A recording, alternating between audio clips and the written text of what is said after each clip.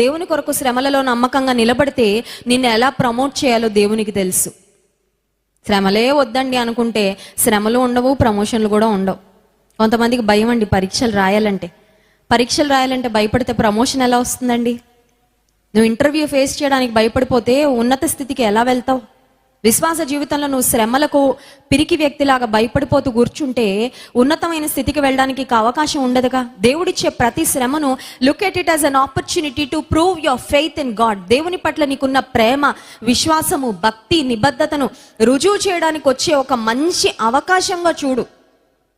ఎందుకంటే శ్రమలలో నిన్ను నాశనం చేయడానికి దేవుడు ఎప్పుడు శ్రమలను పంపించడు. God will never allow suffering in your life to break you, but he will allow suffering in your life to make you. అప్పటికప్పటికి చూస్తుంటే నన్ను బ్రేక్ చేస్తున్నాడు దేవుడు అనిపిస్తుంది, కానీ బ్రేక్ చేసి ఇంకా బెటర్ పాత్రగా నిన్ను మేక్ చేస్తున్నాడు. నీకు అర్థం అవట్లేదు అది.